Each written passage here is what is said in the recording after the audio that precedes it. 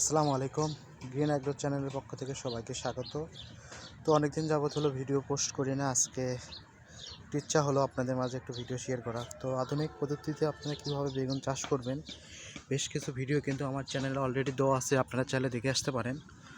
তো আমার সামান্য একটা জায়গা ছিল, সেখানে আমি কিছু বেগুন চাষ করছি, সেগুলো আপনাদেরকে আজকে শেয়ার করব। দেখতে পাচ্ছেন বেশ কয়েকটা বেগুন অলরেডি আমার গাছে ধরছে। এই গাছের বয়স 40 থেকে 45 দিন।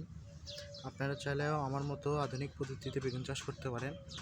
আমি কিন্তু সামান্য জায়গাতে বেগুন চাষ করতেছি। আমি দুই রকমের জাত নির্বাচন করেছি। একটা হচ্ছে আপনারা দেখতে পাচ্ছেন দেশি মানে সাদা জাতের যেটা, আর একটা বলে কামেরাঙ্গা বাগুন। তো কামেরাঙ্গা বাগুনের বেশ কয়েকটা জাত আছে, আমি কালো যে এটা সেটাই আমি চাষ করতেছি। দেখতে পাচ্ছেন বেশ কয়েকটা কিন্তু অলরেডি ধরছে। তো আমি আজকে বর্ষা মৌসুম, তো যার জন্য আমি একটু বীজ দিয়েছি। আপনারা চাইলে প্রতিদিন 7 দিন পর পর একদিন করে বীজ দিবেন, যাতে করে যে পোকাগুলো ধরে সেই পোকাগুলো থেকে কিন্তু আপনারা রেহাই পাবেন। তো আমার এই গাছে কিন্তু প্রচুর পরিমাণে পোকা ছিল, ওই পোকাগুলো দূর করার জন্য আমি 3 দিন পর পর বীজ দিয়েছি। আপনারা চাইলে বাজার থেকে 20 টাকা দিয়ে একটা পাতা নিয়ে স্প্রের মাধ্যমে ছোট একটা বোতলের ভিতরে তুলে আপনারা কিন্তু এই বীজগুলো দিতে পারেন। তো এখানে কিন্তু সামান্য পরিমাণ জায়গা, আমি দূরে আরও কিছু শাকসবজি চাষ করা হয়েছে। এর পাশে লেবুর বাগান আছে, লেবুর বাগানের পাশে একটা লেবুর গাছ ছিল। ওই গাছটা মারা যাওয়ার কারণে আমি এখানে সাপটাপ করে পরিষ্কার করে এখানে এই কয়েকটা গাছ লাগিয়েছি। আপনারা চাইলেও কিন্তু বাসায় ফাঁকা জায়গায় কিন্তু গাছ লাগাতে পারেন।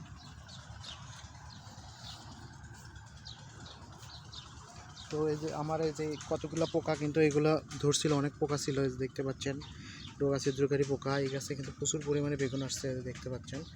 তো আপনারা চাইলে সুন্দরভাবে এইভাবে প্রতিদিন যদি আপনারা একটু হলেও খেয়াল রাখেন, এই দেখেন এই গাছটা এই পোকাও এখানে কিন্তু রয়েছে।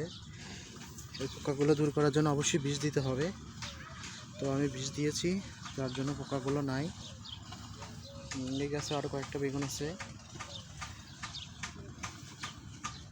ওই পাশে একটা বেগুনের চারা মারা গেছে। যাই হোক, এগুলো আপনারা কিন্তু পরিষ্কার করে দিবেন।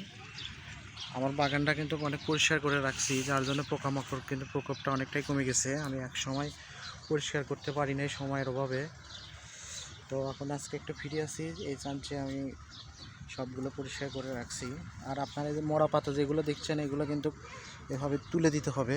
মরা পাতা যেহেতু মরে গেছে, এগুলো রাখার কোনো প্রয়োজন আমি মনে করি না।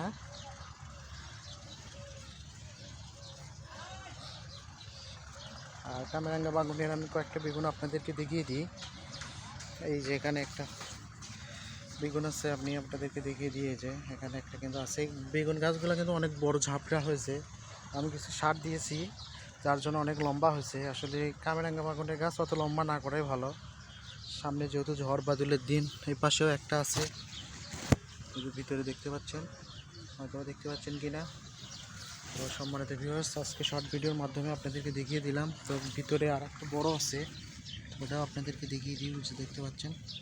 সম্মানিত ভিউয়ার্স, আজকে এই পর্যন্তই। সবাই সুস্থ থাকুন, ভালো থাকুন, খোদা হাফেজ।